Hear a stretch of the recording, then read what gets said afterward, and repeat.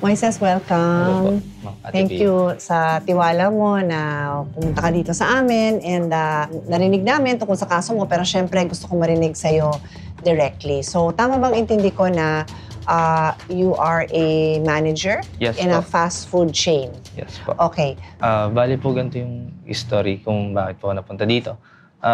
Nagsimula po ito dun sa Chinese chef namin. Okay. Bali po, naging Chinese manager ko din po siya dati. Okay. Nangyari po nun, nagkaroon pa ng customer complaint about po dun sa food na nilabas niyang bago. Kasi po nag-change po kami ng menu. Okay. De, maliit po yung chicken, sabi nung guest sa akin. Lumiit daw yung chicken. Opo, sabi niya. Then, para daw pong walang breading. Walang breading? Opo. Okay. Kaya po nangyari, ganito ginawa ko. Pinalitan ko po, binalik ko po sa dating procedure namin. Yung dating recipe. Yes, sabi mo po. kasi old menu. So, binalik mo sa dati. So, dati may parang halos ganun din. Opo, kaya lang mas ma-breading po siya. Okay. Okay. Tapos? Nung binalik ko po doon, pinaturo ko po sa tao ko. Then after po nun, hindi po nila nasunod yung tinuro ko. Nag-break time po kasi. Nag-break ako, wala po ako sa store. Pero nung sabi mo bumalik sa dati, kailangan mo ituro ulit or alam na nila yon? Kailangan po ituro mo sa kanila ulit yun. Kasi mamaya po magkamali. Pero yun din yung dati? Opo, yun dati. Na alam na rin nila dati? Opo, alam. Okay.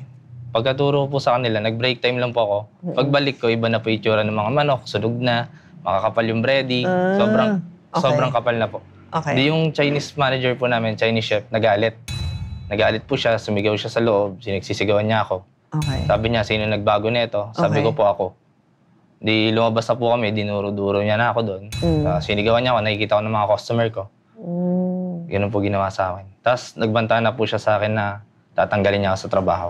December 13 muna po, may meeting yung mga manager. Kasama po ako doon.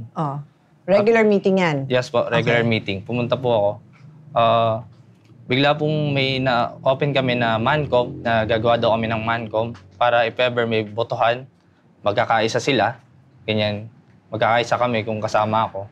Pagbobotohan po namin yung isang tao kung mag-i-stay o tatanggalin. Sabi nila doon sa meeting, okay. Di nung that day po, nung 13, nagpasya na po sila, nagbotohan sila. Ako na po, yung pagbobotohan nila, pinalabas po nila ako. Hindi po nila pinarinig yung sasabihin sa Okay, before you proceed. So, before you entered that meeting, wala ka naman alam na may ganon. Kasi sabi mo, pumunta ka doon dahil regular meeting nyo yon. Yes po. Okay. So, wala kang idea na may pag-uusapan tungkol sa tanggalan, yes ganon? Po, wala. Wala naman pinadala na agenda sa'yo na nakasulat doon na meeting regarding disciplinary action on staff. Walang ganon? Wala. Okay. Then yun na po, after po nun, nagkaroon na po ng botohan. Nasa labas na po ako nun, nag-uusap po sila. Pumasok na po ako, parang wala naman po nangyari. Pero alam ko na po na may decision sila. Okay. Then, pinatawag po ako noong December 15, bago po yung Christmas party namin. Then, sabi po sa akin, i-dismiss daw po nila ako. Ginawa po nila sa akin, di na daw po part ng job ko. Kaya, yun na po, niremove po nila ako sa lahat ng GC. Okay, so medyo maliwanag naman sa akin yung facts. So, magbibigay ako ngayon ng payo based dun sa sinabi mong facts. Pero syempre, maiksing diskusyon lang naman to. So, pwedeng may iba pang factors, diba? Tsaka syempre, may mga viewers tayo. So, yung pagkasagot ko, para din sa kaalaman ng viewers natin. Kasi yung pagpunta mo dito, malaking tulong din to siguro sa libo-libong mga katulad mong mga masipag magtrabaho, nagkamali man, kung nagkamali, gusto naman alamin kung basta-basta ba silang pwedeng matanggal, okay? So, in the Philippines, meron tayong concept na security of tenure. Yun yung pag ikaw ay nakaabot ng 6 months at umabot ka na ba ng 6 months? Regular na po. Okay. Regular employee ka, which means hindi ka basta-basta pwedeng tanggalin ng walang due process. Tandaan nyo yun, due process. Ang ibig sabihin ng due process is dalawang simpleng bagay. Notice and hearing. So, tandaan nyo din yun. Notice and hearing. So, ang ibig sabihin ng notice is dapat kung may basihan na tanggalin ka or bigyan ka ng kahit na anong penalty dun sa hindi ka nais-nais na kilos mo dun sa trabaho, bibigyan ka ng notice kung saan nakasulat na please explain kung bakit nangyari ito dahil ito ay labag sa company policy. Yun yung ibig sabihin ng notice.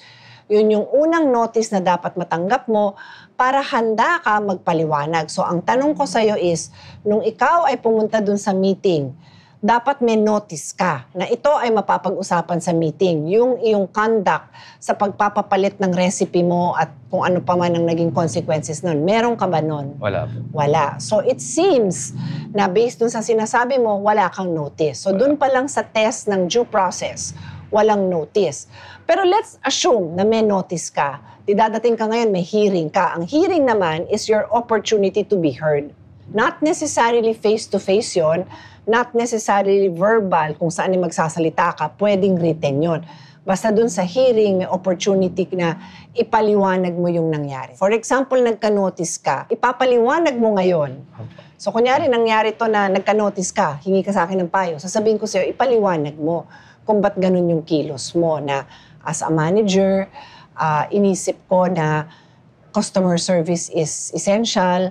So naisip ko, since yung dati natin, walang karekla-reklamo ang ating mga customer sa ganito, nagdesisyon po ako on the spot sa ikabubuti ng kumpanya na ganito ang gawin ko. Kung mali man yun, sorry po, pero wala ho akong masamang intensyon. Ganun yung pagpapaliwanag na sasuggest ko sa'yo. Kasi mukha namang ganun yung intention mo, di mo naman intention makasira. So basta maayos ang paliwanag mo at kung ako, hindi na abogado to, ako kasi nagkaroon din ho ako ng opportunity sa buhay ko na maging owner ng restaurante, cafe.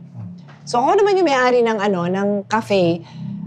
Ang based dun sa sinabi mo, makikita ko naman yung magandang intention mo. Pero sisermo lang kita na ikaw naman, hindi mo naman basta pwedeng palitan ng basta-basta. Ba't hindi mo i-text si chef? Ba't hindi mo tawagan si chef? You ask me now, na wala yung notice mo, tapos yung sa hearing naman, pinag-usapan ba yung nangyari? Opo, pinag-usapan po. Na nandun ka? Wala po. Ay, yun nga. So, ang ibig sabihin ng hearing, mapapakinggan mo nga, papakinggan din ang iyong paliwanag. Opo. Pinakinggan ka ba? Hindi po nila, tinopen na lang po nila sa akin nung di-dismiss na nila ako. O, yun na nga eh. So, lacking din sila sa requirement ng hearing. Kasi ang hearing dapat, pakipaliwanag, bakit nagkaganon, bakit may mga manok dito na nagkanda sunog-sunog na at may na ibang recipe. Why did that happen? When you explain, then that's the time gagawa sila ng desisyon. Based dun sa explanation mo kasi napakinggan ka, nagka-hearing ka. So wala ka nga nun. Wala po. Okay. And ang ginawa nila is illegal dismissal. So sa tingin ko, ang sitwasyon mo at sitwasyon ng iba na kapareho nung sa'yo, malaki ang chance na ikaw ay magkaroon ng compensation dun sa nawala sa'yo. Yung nawalang, pwede kang ibalik, reinstatement ang tawag doon, o di kaya pwede kang bigyan ng sweldo dun sa nawalang araw na trabaho mo and damages. Okay, so I hope nakatulong kami sa'yo, Moises. Salamat, Ate Pia. So ang kasunod natin ay mga legal questions after the holidays. Sasagutin po natin yan sa yes or no. Kinausap ng legal team ni Ate Pia si Moises para gabayan sa kanyang kaso na inihain sa DOLE. Sa Zoom meeting na naganap sa pagitan ni Moises, management ng dati niyang kumpanya at DOLE Makati, hindi pumayag si Moises na makipagkasundo sa dati niyang management ayon sa DOLE. Dagdag pa ng DOLE, inireklamo din si Moises ng kanyang dating kumpanya sa tampering di umano ng time card, incentives na hindi raw binigay sa hiniram na staff, 2 regular kitchen staff na nag-resign dahil hindi niya nabigyan ng incentives, at pakikipagtalo sa kanilang Chinese head chef. Ang naunang 3 reklamo mula sa TFF management ay naresolba na. Ngunit ang pakikipagtalo sa Chinese head chef na naging dahilan ng kanyang illegal dismissal ay wala sa jurisdiction ng DOLE. Kaya bibigyan siya ng referral letter para dalhin ang kaso sa National Labor Relations Commission o NLRC. Thank you po, Ate Pia, sa mga tulong. I hope na matulungan niyo pa po ako sa next na gagawin. Handa ang legal team ni Ate Pia. Nabigyan ng legal na gabay si Moises sa isasampa niyang reklamo sa NLRC. My biggest goal in 2025 is to get a job and graduate university successfully. To get out, walk more, explore, do positive things, don't sit around, invest wisely with the financial situation. Happy New Year!